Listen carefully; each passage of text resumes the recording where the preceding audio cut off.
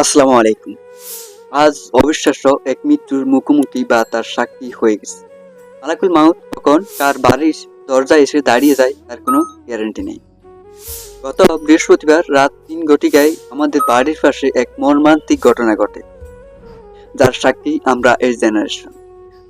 ঘটনাটা হচ্ছে যে একটা মেয়েকে কে বা কারা যেন তার গায়ে আগুন দিয়ে জ্বালিয়ে দিয়েছে। তার একটা গায়ে পোশাক ছিল, ওই পোশাকটা পুড়ে ছাই হয়ে গেছে।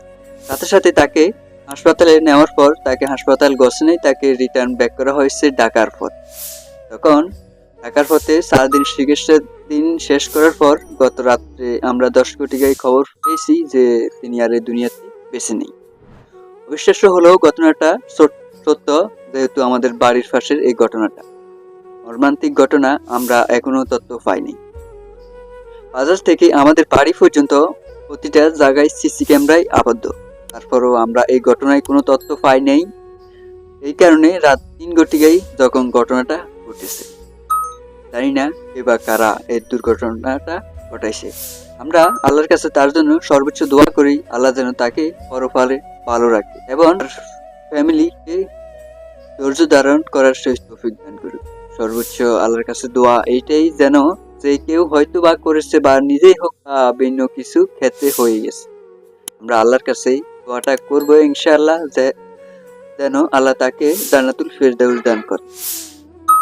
ঘটনাটা কে ঘটাইছে এখনো আমরা পুরোপুরি শিওর না। হয়তো তাকে এখন বাড়িতে আনার কথা হলেও আস্তে আস্তে হয়তো বা সালটা নয়তো তার বেশি হয়ে যেতে পারে। আমরা এক অবিশ্বাস্য মানুষ, অজাতের মানুষ। মৃত্যু অনেক ধরনের হয়, কিন্তু এমন মৃত্যু যে ঘটবে আমি জীবনে কল্পনা করি নাই, বা আমি এমন মৃত্যু আশা করি না যে মৃত্যু হবে সেটা আমরা জানি।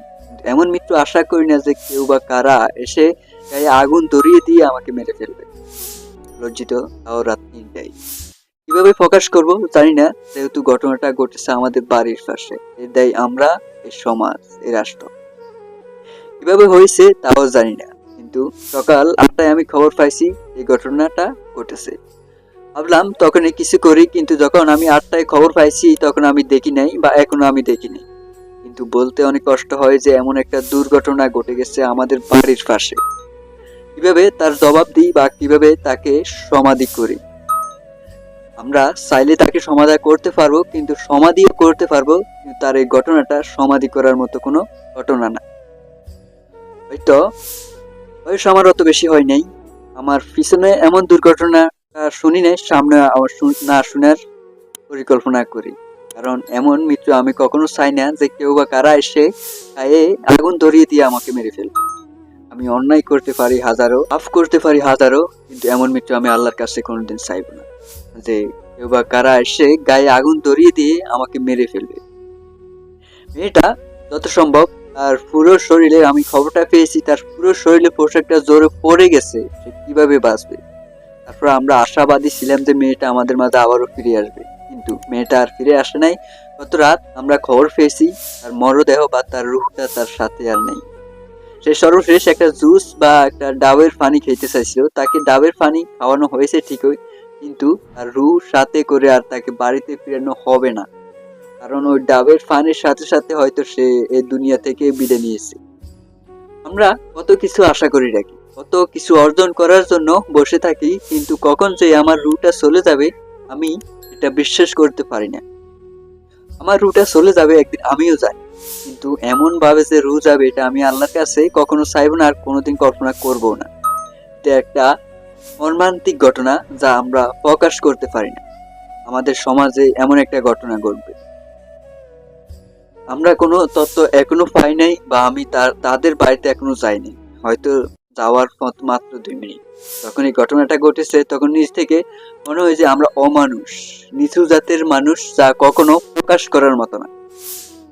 আমরা কিভাবে পারি অন্যকে আগুন দিয়ে জ্বালিয়ে দিতে, স্বয়ং যেটা আল্লাহ মানা করেছে। একটা কাঁচা পাতা জ্বালানোর জন্য আল্লাহ বাধা দিয়েছে, সেখানে কিভাবে মানুষ হয়ে মানুষ রূপী শয়তানি কাজ করতে পারে, এটা আমার বুঝে আসে না।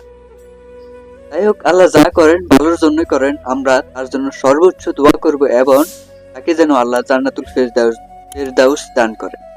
এবার কারা করেছে তার তথ্যটি এখনো পাইনি। যদি আমি সত্য তথ্যটি পাই তাহলে আমি আবারও জানানোর চেষ্টা করব। আমরা আর ফ্যামিলির ধৈর্য ধারণ করার সেই তৌফিক দান করুক, সেই দোয়াই করি।